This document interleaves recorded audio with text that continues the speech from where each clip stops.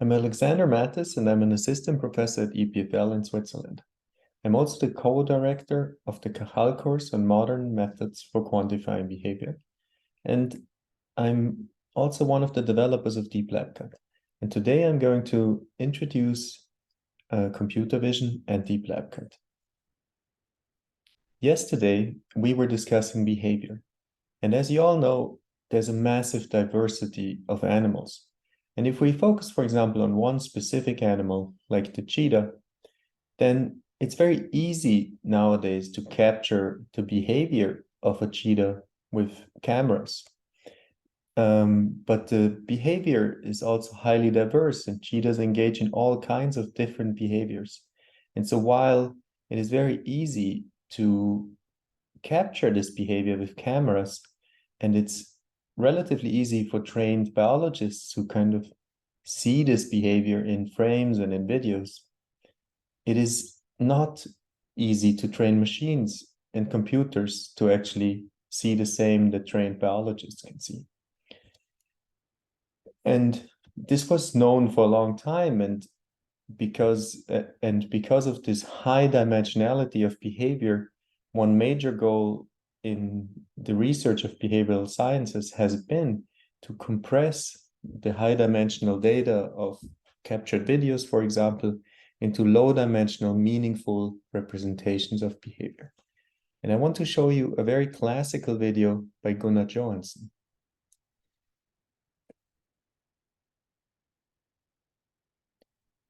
So in contrast to the cheetah video, this video consists of very few data points. And even though they're just a few points that move across the screen, your visual system can identify them as two humans that walk towards each other, now away from each other, and that shake each other's hands. So in other words, this kind of low-dimensional representation of the key points of individuals is a very powerful representation to capture behavior and what is happening in a scene. Of course, this was known for a long time, and Gunnar Johansson was really one of the people that most convincingly made that case. And because this key point representation is so important, many technologies have been developed to capture key points from video. And historically, the way this was done is by attaching markers to key points of interest, and then using simple computer vision techniques to extract the location of those markers from videos. So here I'm showing an example from Bernstein from the 20s, and to the right, an example by Vargas Irvan and colleagues, where they performed marker-based pose estimation on primates. And while marker-based pose estimation is, of course, a very powerful technique, it has several shortcomings. You need to pick the locations of the markers beforehand, and afterwards you cannot change those locations.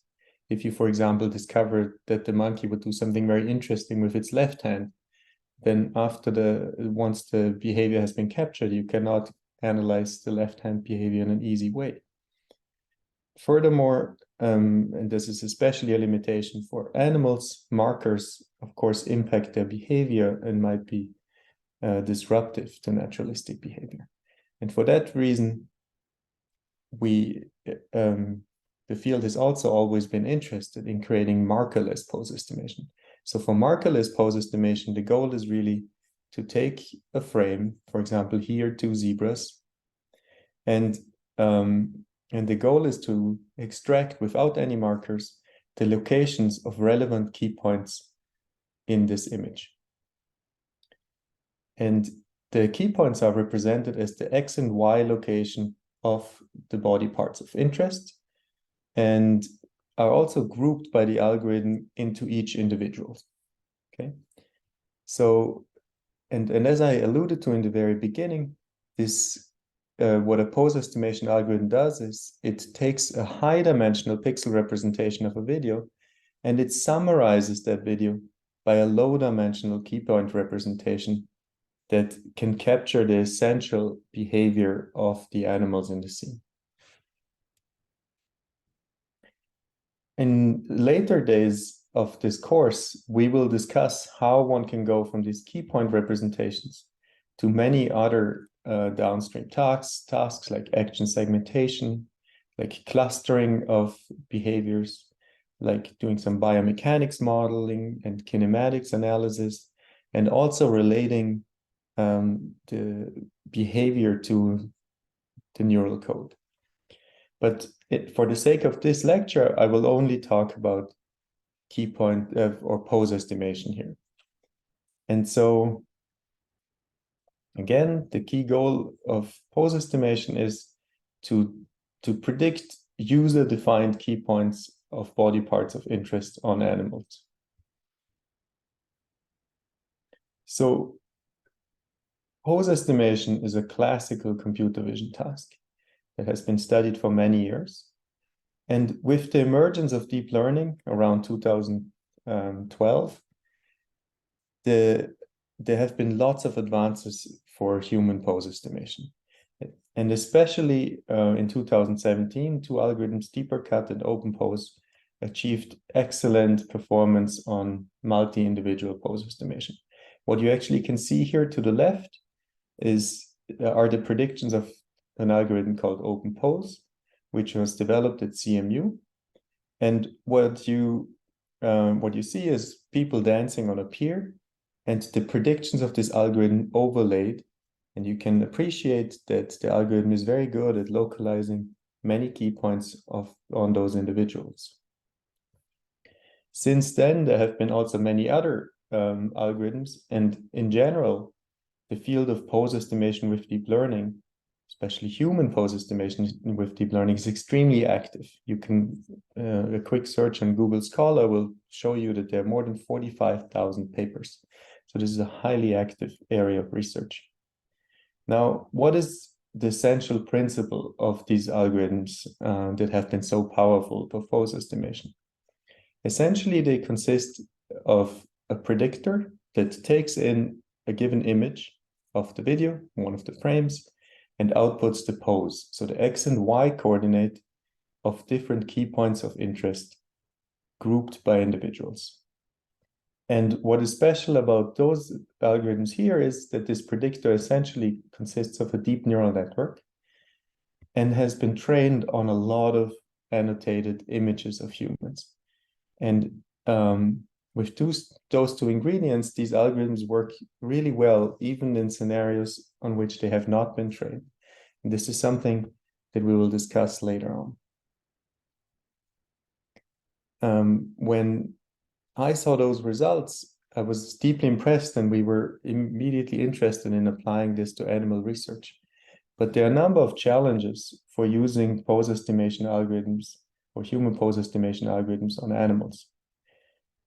Namely, it is of course not practical for a laboratory to annotate tens of thousands of frames of the key points of interest. And because animals have highly different body plans and many laboratories work at on very different animal species, that would be a major challenge for neuroscientists and biologists to actually annotate so much data. It was also not clear at that time that these pose estimation algorithms actually have sufficient accuracy for neuroscience applications or for biomechanics applications. And there are additional challenges that I mentioned here, namely that in neuroscience, for example, it is of great interest to perform fast video analysis and also do closed loop experiments. And furthermore, of course, in neuroscience, people are interested in doing multi-animal pose estimation and tracking, where the additional challenge in comparison to humans is that mice, for example, look much more alike than humans that are dressed differently when they're outside. So those later two topics actually discussed in tomorrow's lecture. And today we will focus on the first four problems.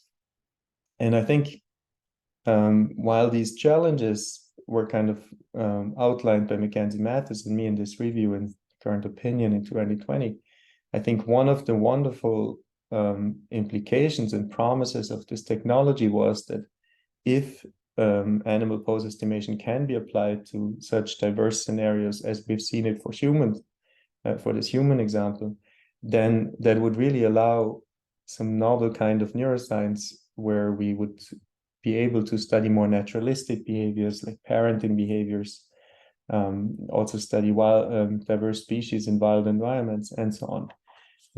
And that is really, of course, of great interest for many people in the field. So what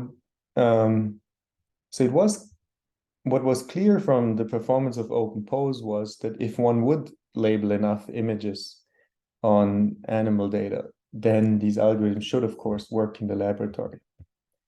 But so the key observation that we made with DeepLabCut was that for typical lab experiments, and I'm showing one example here that we had in our DeepLabCut paper in 2018, which was related to reaching of mice, where Mathis was interested in capturing the hand kinematics of mice, and we annotated 13 key points of the hand in diverse configurations.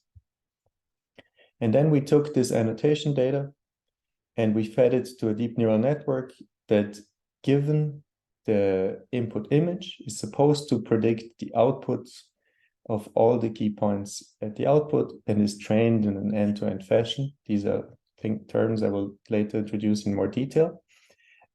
We found that if we trained this network in this way, then even if it was trained on just 141 labeled frames, as in this example that you can see here to the right, then this model would predict really well the behavior of a novel mouse in the same setup and could be used to analyze the behavior.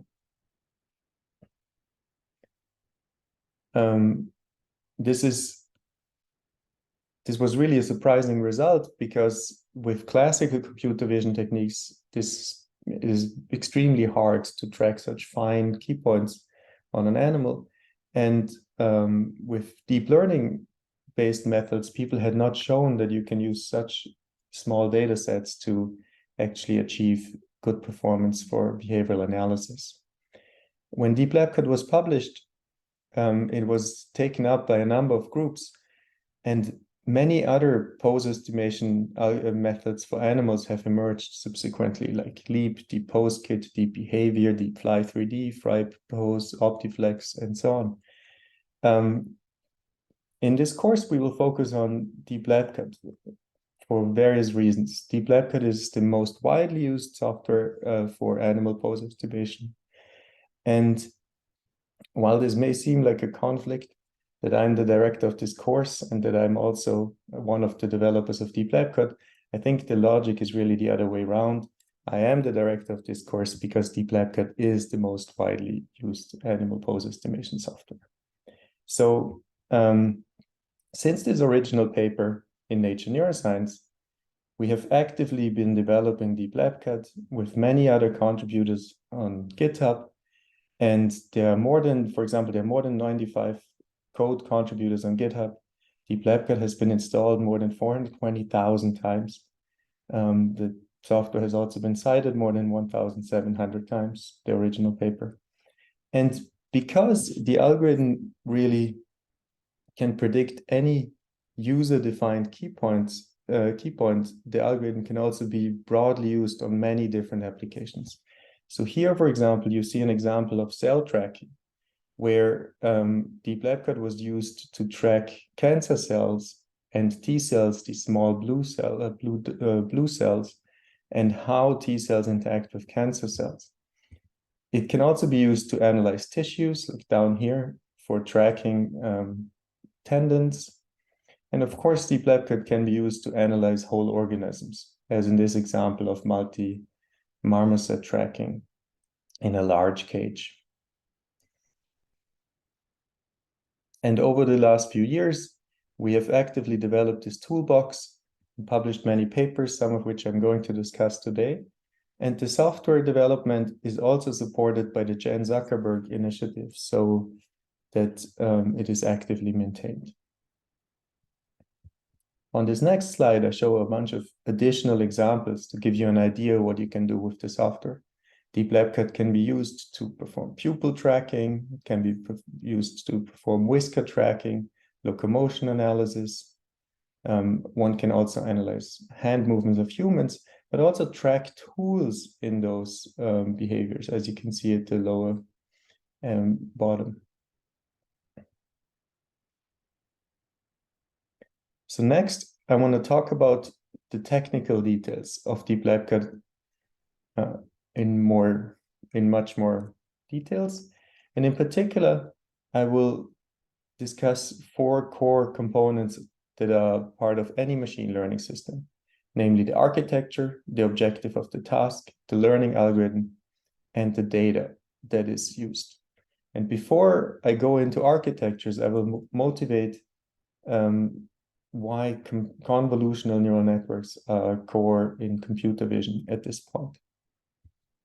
So a very different task than the task of pose estimation that DeepLabCut deals with is the task of object recognition. And for the task of object recognition, one of the most important benchmarks is ImageNet. A benchmark is a public data set that people use for improving techniques. And ImageNet is a challenge that has 1,000 different classes, where an algorithm needs to predict for a given image whether it is a cat, a dog, or any other class of 1,000 different classes. There are 1.2 million training images in this data. I'm sorry for the typos in the slide, and 150,000 test images. And to give you an idea of how this looks, there are some 8 test examples down here. And what you can see, so these are images from the test set of ImageNet. And what you can see here is the performance of AlexNet, which was a key algorithm published in NeurIPS in 2012. And you can see that AlexNet performs really well on this task. It detects, for example, correctly the mite and the container ship and a motor scooter and so on. And what's really remarkable about this paper by Krzyzewski, Suskeva, and Hinton, which is called AlexNet because the first author's first name was Alex, or is Alex, was that it really dramatically improved in accuracy over prior algorithms. So if you look to the left on this graph, which shows the performance of state-of-the-art methods over time on this ImageNet challenge, you can see that with classical computer vision techniques like SIFT, people could only achieve around an accuracy of around 50%.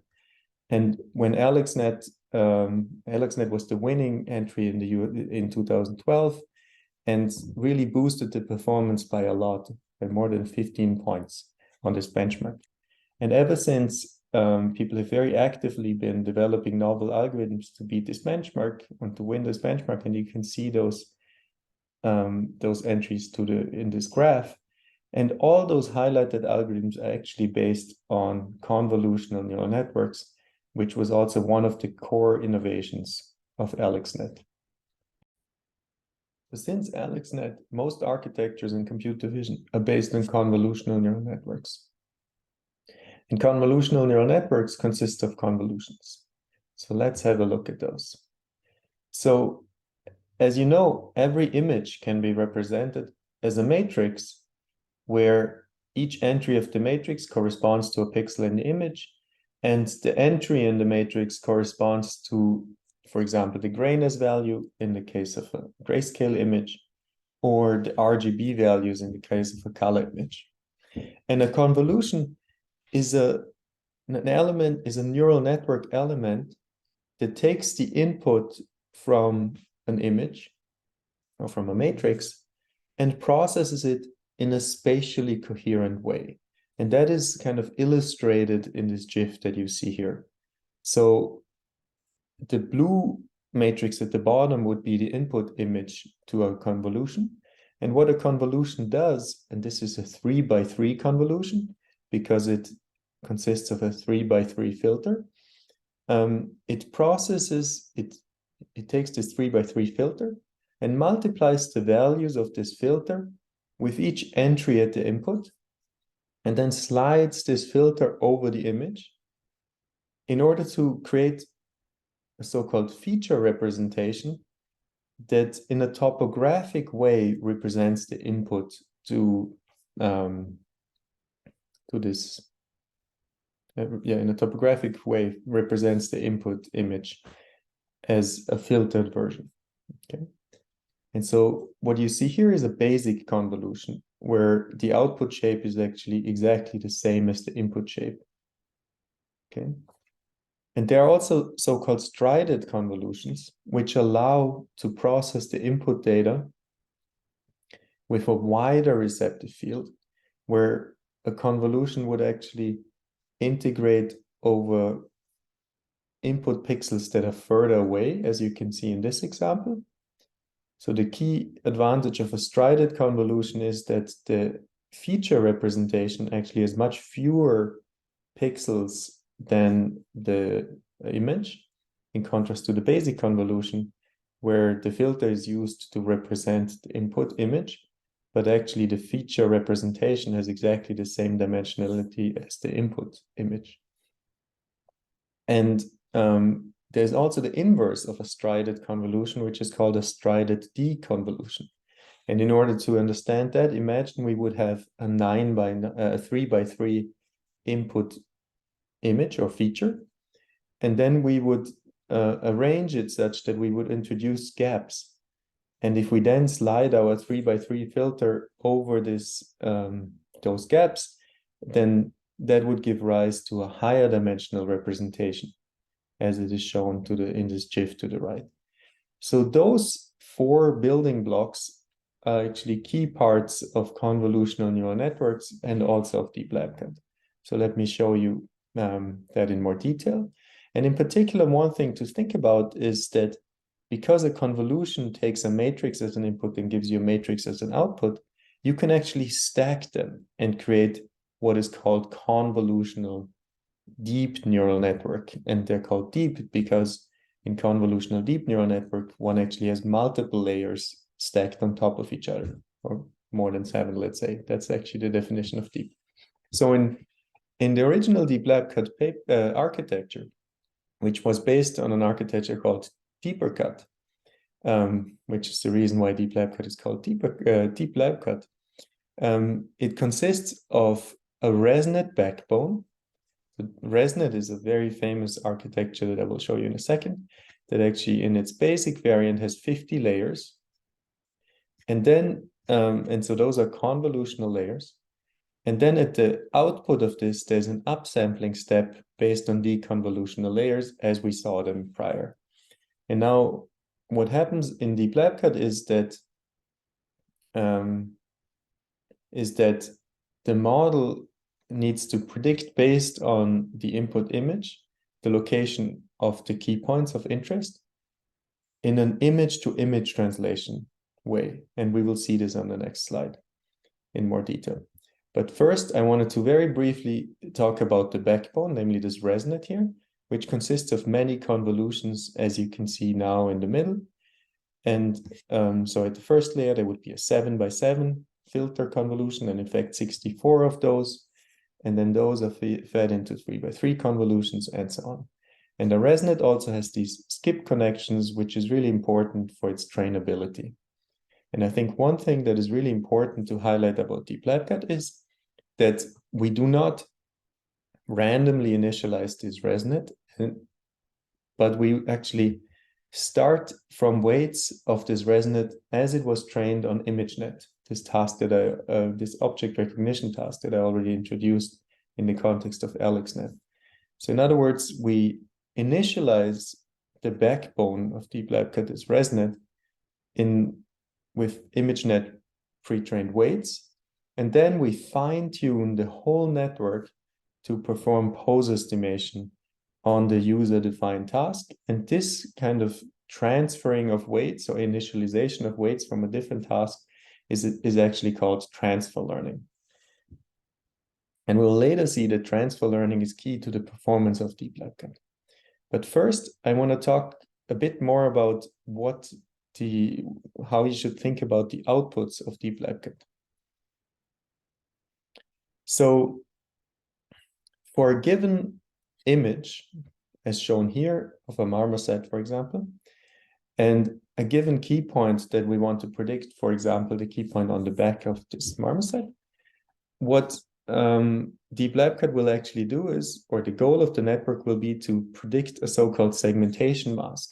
So the network needs to predict for each pixel in the image whether a particular pixel is close to that key point or the ground truth coordinate that a user would have annotated or not. And so these heat maps are really defined in the way that it's shown in this formula. So the probability should be 1 if a key point is very close to the center of the annotated key point, and 0 if it is not. And then there's a second, out for every key point, there's actually a second output which kind of regresses against the offset of the prediction from the previous example. So here in the segmentation masks, you will get a plateau function, and then for each pixel that falls within this plateau function where it's above 0, we would actually, the model needs to predict a vector that points to the actual continuous location of the output. And this is inspired by bounding box regression in overfit and fast Gaussian. So with those two tasks, for a given input image, we actually have this backbone, which is a convolutional neural network. And for every key point, there's one output mask where DeepLabCut is predicting a detection peak, and then 2 output layers where DeepLabCut predicts a location refinement output, which is used to counteract the downsampling effect of this neural network. So in other words, DeepLabCut is a multitask deep convolutional neural network that minimizes the combined loss of the segmentation loss and of the vector field loss.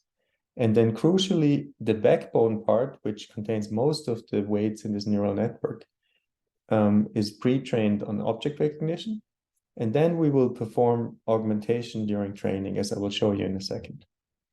And at inference time, so when you have trained your neural network and you want to predict the location of a key point, what is actually happening is that one takes an input image, one feeds it into the model, one extracts the peak of the heat map at the output in this detection layer.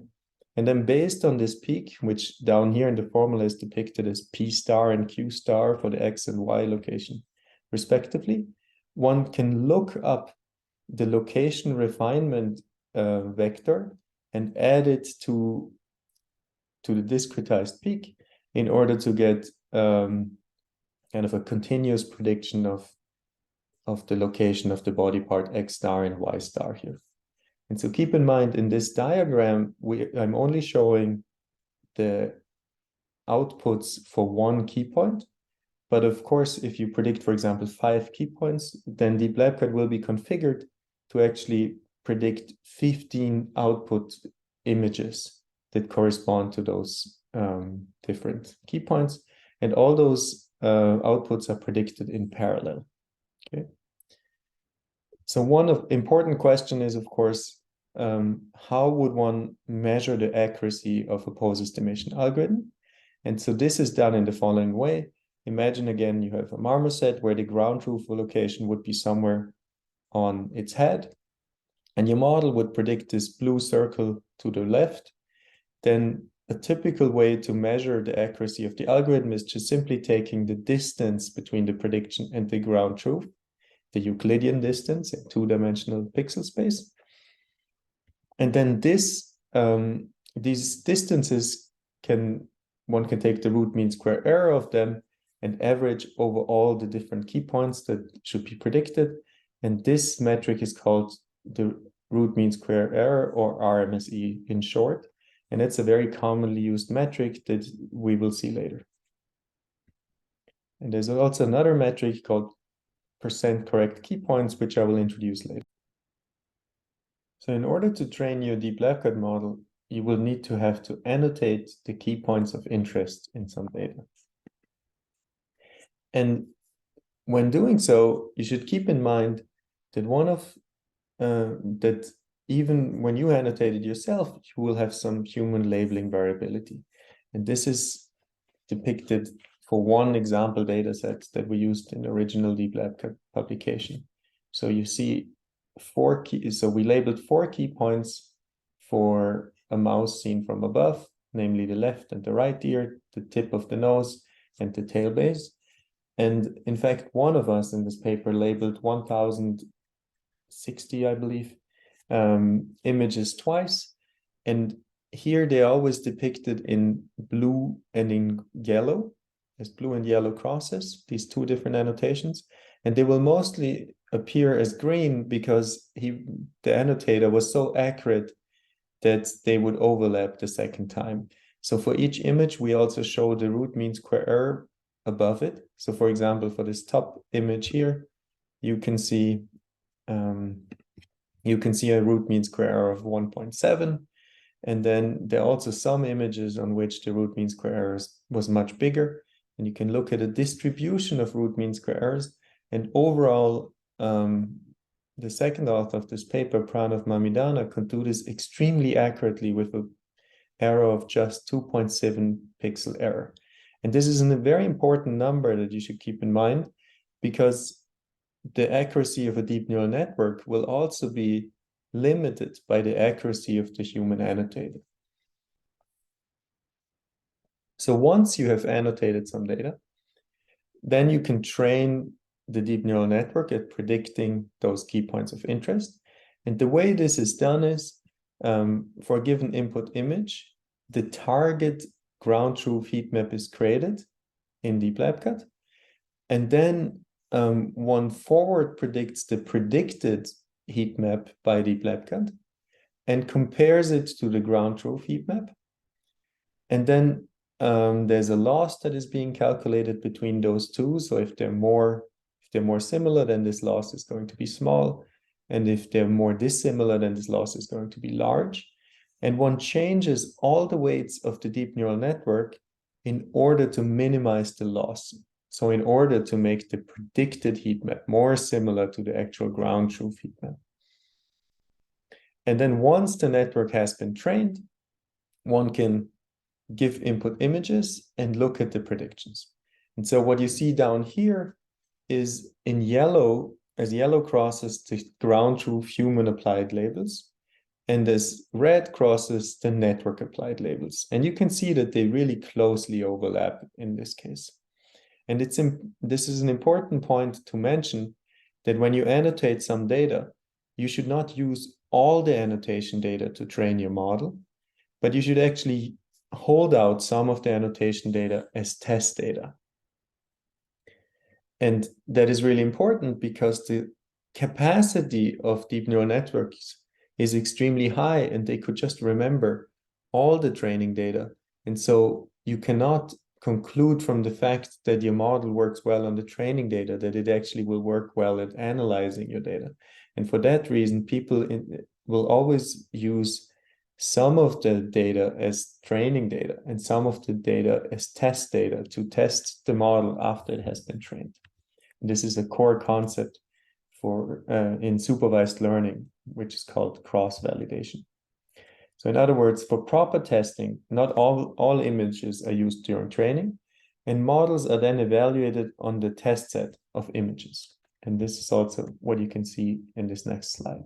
So firstly, when you train the model and everything is going well, then the loss will go down over training, and you should train for a few 100,000 iterations. This can also be less if you use a batch size, which means that you provide multiple images at a given step.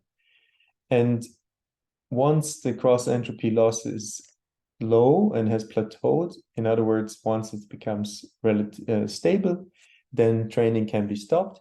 And what you see here to the right is now the metrics for evaluating the performance of DeepLabCut. So there are multiple things that you can see here. Firstly, on the x-axis, we see the training iterations, and on the y-axis, we see the metric, namely root mean square error. And we show the human variability, which we measure to be 2.7 pixel accuracy. And we also show the root mean square error on the training set and on the test set for 3 different splits. So by split, what we mean is that the same data was split in different ways, so that for some training data sets, we used different 95%, let's say, of the data, and so on, in cross-validation. And so there are 2 things you can actually conclude here. Firstly, notice that on the training data, the model is more accurate than human variability, which suggests that the model is really is actually overfitting to the specific images, and that is an indication of its high power and high capacity. But importantly, when we look at test data, we see that the model actually achieves the same variability as the human, which is of course excellent and is an indication that the model generalizes well to images that it hasn't seen, and it actually generalizes as well to the accuracy of those images that it hasn't seen as a human, and therefore it can be really used to perform behavioral analysis with very high quality. So these are so-called learning curves, on the left with loss curves and on the right with root mean square errors. But what you can now do is you can also more kind of rigorously quantify how much data you actually need in order to achieve, for example, human level accuracy. And so this is what is depicted on this plot here. So on the x-axis, you see the number of training images, and on the y-axis, again, the metric for accuracy. So here you can see that if you use around 800 training images, then the human variability, then the training error reaches human variability. But if you actually use substantially fewer training images, even just around, let's say, 50, then the model achieves a test error of around 5 pixels on average, which is really small, given that you can see the scale bar for 10 pixels over here on these example images. So what we concluded from this is that in lab scenarios, even relatively few training images can give excellent performance, and that if one annotates enough data, one can also reach human level accuracy and do this task extremely well. Crucially, DeepLabCut can generalize to new mice in your settings. So here is a video of a different mouse and overlaid the trajectory as predicted by DeepLabCut. You can see that these trajectories have no jumps and are continuous, which is a heuristic that the prediction is actually very good. And what is important for a model to generalize to novel mice is actually that you train it with multiple different individuals in the first place. So when you create your annotation data set, you should pick annotation images that depict diverse postures and also come from different individuals and from different recording sessions, for example, because maybe your light conditions change slightly across days. And while you don't need to include all the conditions that you have in your setup, you want to include as diverse conditions in your training set as possible in order for your model to then generalize really well to the different conditions that you have in your laboratory setup. So here I'm showing another example from the DeepLabCut paper. So you can see to the left that for this fly, the model can really accurately predict in red the key points that a human was annotating in yellow. And then again in B, we see the predicted poses of DeepLabCut on a fly that was not part of the training set. And you can see that DeepLabCut performs extremely well. And down here in D, I also want to highlight specific behavior, namely proboscis extension. And you can see that, for example, this key point of the proboscis, which obviously goes down when it's extended, is nicely tracked. And that highlights that DeepLabCut cannot just track kind of fixed key points that are stable in relation to other key points, but it can really track very highly variable key points that move in space. Okay. And so one thing that I want to highlight next is that because of the design of DeepLabCut, namely that all key points are predicted in parallel, and that when DeepLabCut is trained, all the weights are trained jointly, and not just the output weights, but in fact also the weights within the backbone. What that can contribute to is basically synergistic learning across different key points. And what that translates to is to the fact that you can improve the accuracy of a particular key point, even if you add additional key points. Okay, so you can see this in this plot from our original paper. So to the left is the training and test accuracy if you train your model with 4 key points on exactly the same data, or just 1 key point, namely the snout, and then test it on the snout. And so you can see that even though the model has been trained with exactly the same images, it is actually better at predicting the location of the snout if you also label the tail base and the left and right ear. So this is something to keep in mind if you want to have an accurate model. And so you may wonder about another design choice of DeepLabCut, namely, why don't we directly regress against the X and Y coordinates of the key points of interest, but rather, why do we actually predict these probability densities of where a key point is in space? So this has various reasons. The first one is that it naturally then generalizes to multiple animals, as we'll see in the lecture tomorrow. And secondly, the probability density can be used as a confidence readout if a particular body part is actually visible. And this you can see in this video here. So here in this video, you can notice that whenever the mouse holds the joystick, the fingertips actually become invisible. And if you were to just regress X and Y coordinates, you would still get some X and Y coordinates that have to correspond to the location of the animal. But in this case here, because the human would also not annotate the key points, as you can see here, then we know that the prediction of DeepLabCut are actually low confidence predictions, and that is indicative that they are not visible. And you can this can also be seen in the fly example. Notice that in this example video, the key point locations are generally correctly predicted, and only the visible key points from one side of the fly are actually shown. And this is, again, in this visualization based on a confidence threshold. And another example that we show here is for lick detection. Notice that the model only predicts the location of the tongue when the tongue is outside of the mouth. And it doesn't predict the location of the tongue when it's in the mouth. And that's, of course, based on how it was trained and then using a confidence threshold. Next, I want to talk about data augmentation, which is extremely important. So when you have an annotated data set, as an example of flies, of mice, obviously, or of these birds, then there are a number of basic visual transformations that you can apply to the data in order to use the data more efficiently. So this can be depicted here. So for example, if you label these 3 birds in this scene, then you can, of course, rotate or scale your image.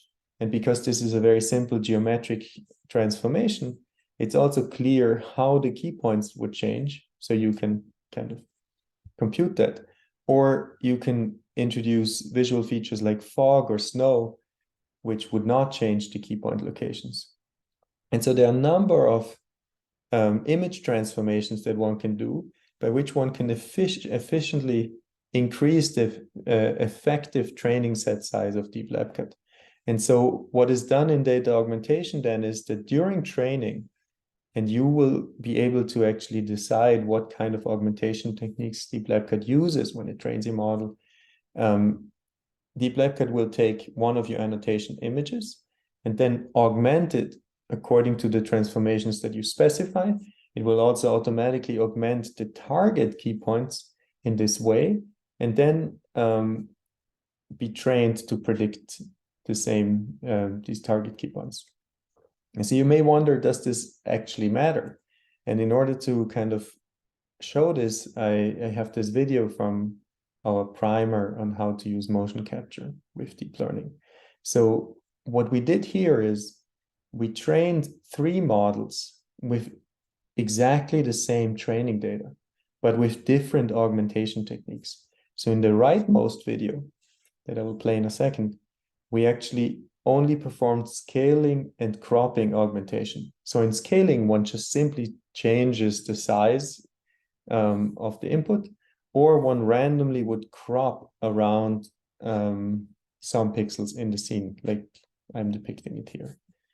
And for the other 2 augmenters here named TensorPack and ImageAug, which are available in DeepLabCut, we actually also included rotations during augmentation.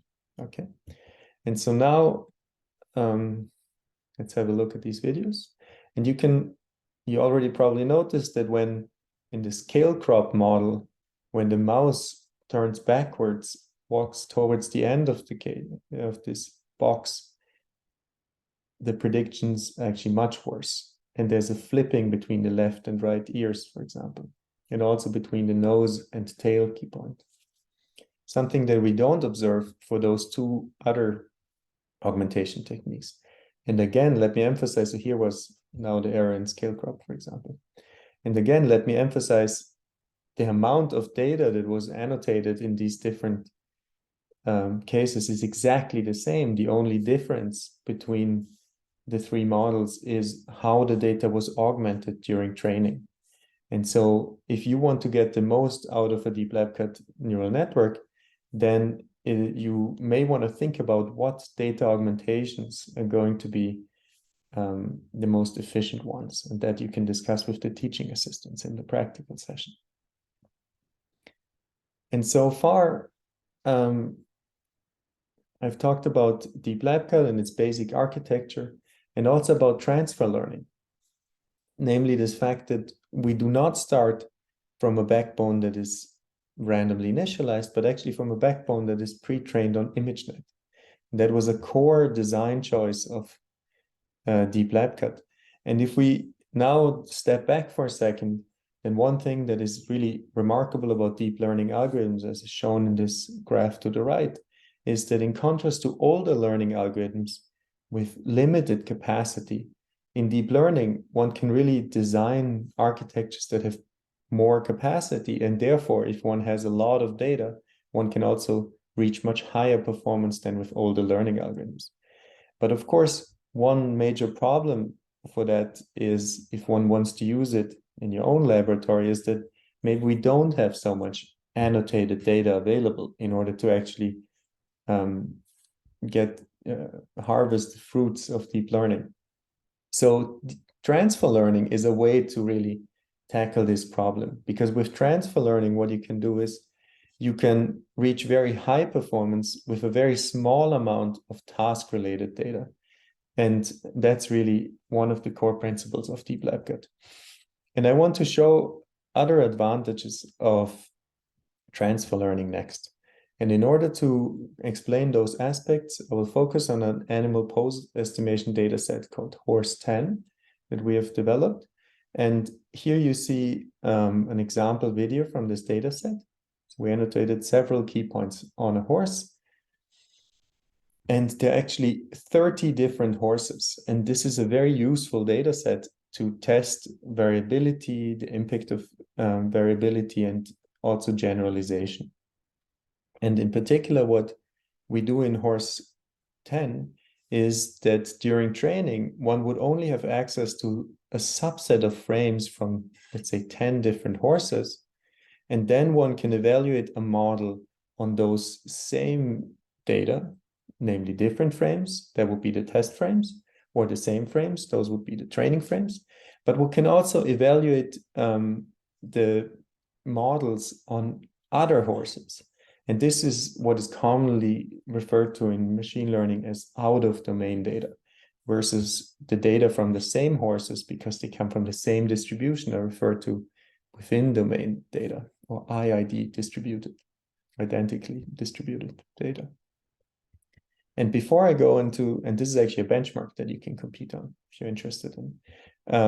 And before I go into those results, I also want to highlight that there's another, that there's some important considerations for the metrics. So we have already talked about the root mean square metric, which basically is the root mean square of the Euclidean distances between the prediction and the ground truth for all the key points. And I was very briefly mentioning another metric, which is called percent of correct key points.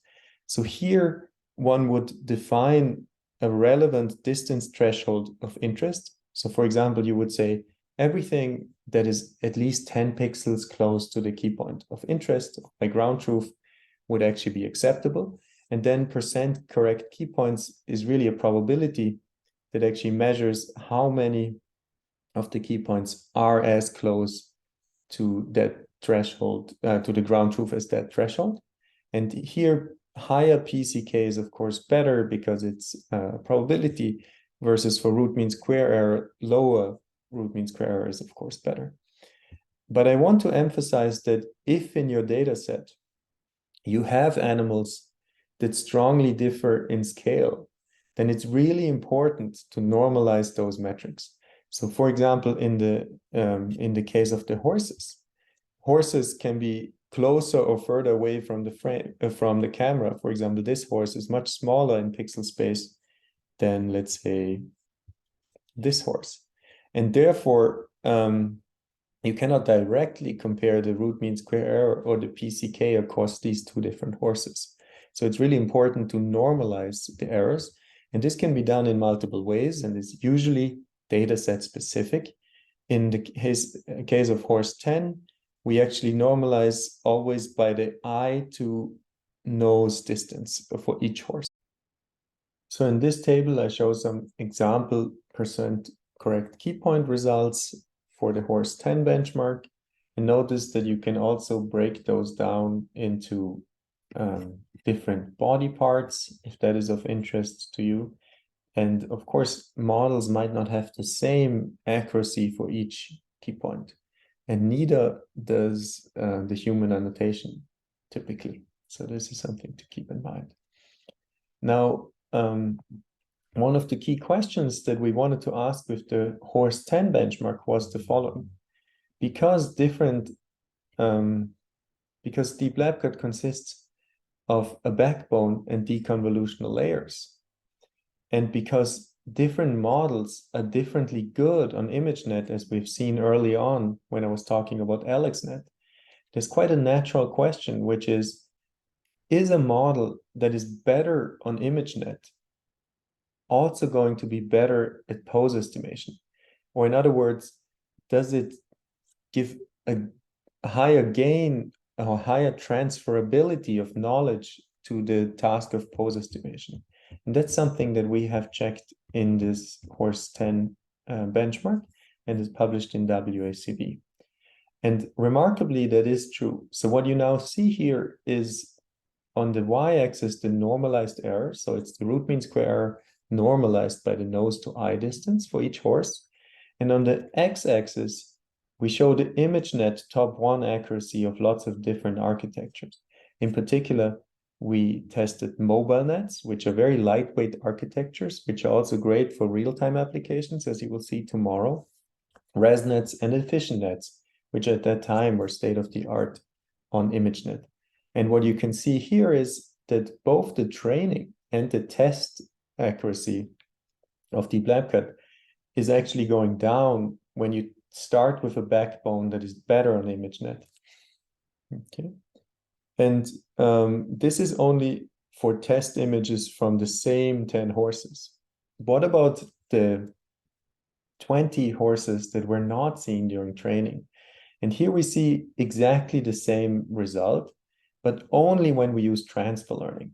So notice that on the test data, so on the 20 different horses, there is really a gap in performance. So between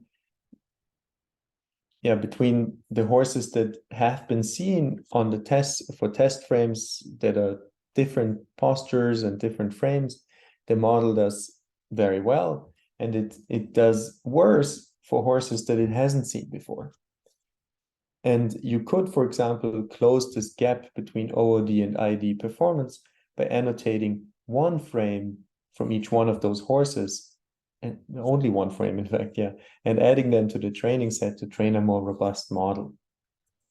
But what we do see here importantly is that the test performance on the out-of-domain data is also much lower.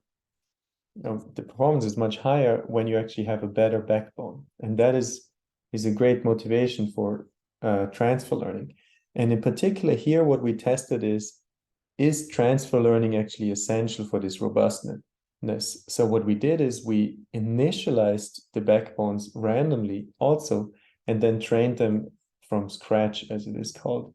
And what you can see here is that the out-of-domain performance of the models is substantially worse if you do that.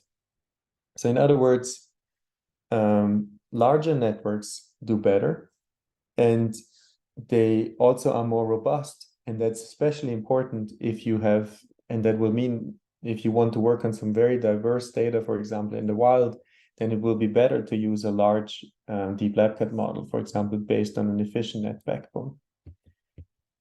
And this result that I was just describing isn't just true when you seek to generalize from one type of horse to other horses that have different appearance and so on.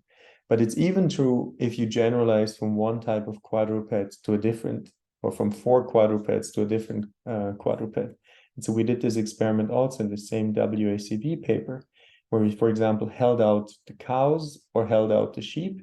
So for holding out the sheep, we would train on dog, cats, horses, and cows. And we see that the generalization to sheep is actually much better if you generalize or if you train an efficient net than if you train a mobile net. So to summarize, though, I think one thing why I'm excited about DeepLabCut and supervised learning for pose estimation in general is that if you as a user can see the key points that you are interested in, and you can annotate them on some example frames, then you're able to create a tailored DeepLabCut model to track those key points.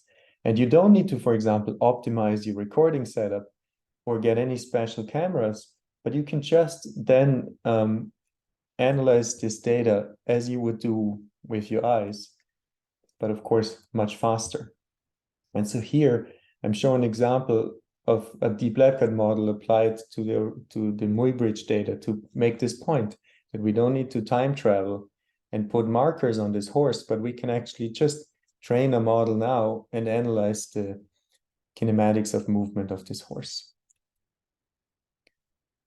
So in the afternoon sessions, you will work with DeepLabCut to create your own training data and create your own models on your own data. So what is the general workflow of DeepLabCut? So the workflow of DeepLabCut is similar to a software 2.0 workflow, as you heard in the machine learning lecture that you were listening to before this one. And for that, there are 4 basic steps. First, you create a project. And it's important to create a project on your computer so that you can really keep track of all the annotation data that you have and which body parts you annotate and what kind of frames you annotate. And once you have labeled enough examples, you can train your deep neural network. You can then evaluate it and check if it generalizes good enough to test images. And if it does generalize good enough, you can just use this model to run inference on new videos. You can also share the models with your collaborators or the people. You can export them to different computers.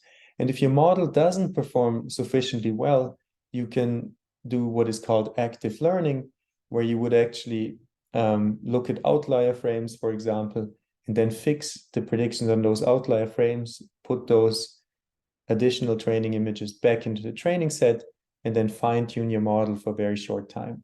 So we will focus on these active learning steps tomorrow. And today the goal will really be to create a project, extract some frames, label data, and then start training your models. And then tomorrow we will start with evaluation and so on. So before I come to the conclusion of my talk, I want to highlight that DeepLabCut is built on a lot of open source code, and itself is open source. It is of course also built on insights from computer vision, as this lecture hopefully made clear. And you can use DeepLabCut on lots of different platforms. You can use it on servers, you can use it on your own laptop, you can use it on university computing platforms. And it also interfaces with many other tools, especially neuroscience-specific tools, but also pose estimation tools. And those kind of tools we will actually discuss on Thursday. So what did we discuss in this lecture? We discussed deep learning architectures and the design for pose estimation algorithms. We discussed the importance of data augmentation. We went over the basics of supervised learning and why it's really important to create a test set. We discussed the workflow of DeepLabCut. And we also discussed the importance of transfer learning for robustness and low training data and low training data requirements. I showed that DeepLabCut can reach human level accuracy and can already reach good results with really little training data. It's also extremely fast on GPUs and robust to video compression. You can read more about this in this manuscript linked here, and we will discuss this tomorrow. All the code is openly developed on GitHub, and there's a very active user community with more than 10,000 downloads per month and a very active user forum. So with that, I want to acknowledge the contributors to DeepLabCut, especially Mackenzie Mathis, Jesse Lauer, Xiao Kaye, Tom Biasi, and also the people that contributed data that appeared in this talk: Venkatesh N. Murthy, who was my postdoctoral supervisor, Byron Rogers, and Kevin Curry. And I'm thanking you for your attention.